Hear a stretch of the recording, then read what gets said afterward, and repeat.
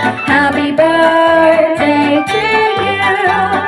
Happy birthday, happy birthday, happy birthday to you.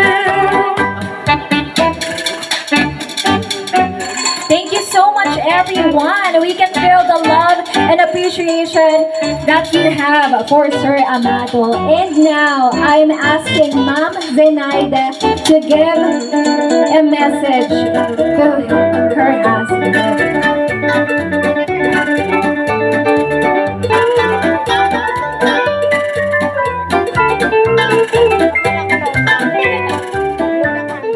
Ako pala closing ha. Una sa lahat, Lord, maraming salamat po sa inyo sa pagtitipon po na ito sa birthday po ng mahal kong asawa. Mahal. Naiyak na. Di ba doon natawa ngayon? Masasabi ko lang sa iyo, kapit lang di. Huwag kang mawawala ng pag-asa. Sabi nga ng doktor mo, mahal ka ni Lord. Kasi sabi nga niya, multiple stroke ka na.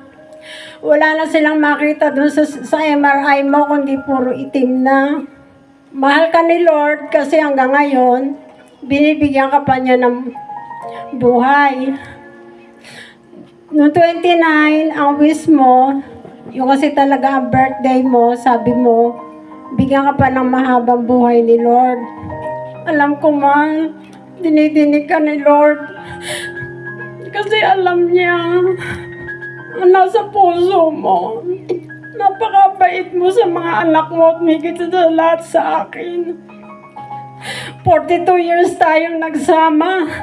Never mo akong sinaktan. Never ako nakatikim sa'yo ng masasakit na salita.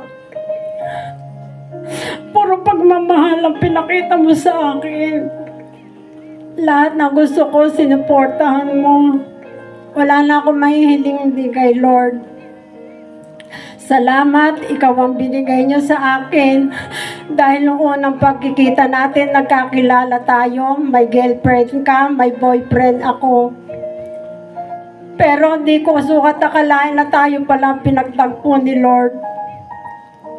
Salamat dahil ikaw ang binigay niya sa akin. Lahat ng pagsubok sa atin dalawa, simula umpisa na tayo nagsama. Sabay natin yung hinarap. Sabay natin yung na pinagsikapang malagpasan lahat ng pagsubok sa ating buhay.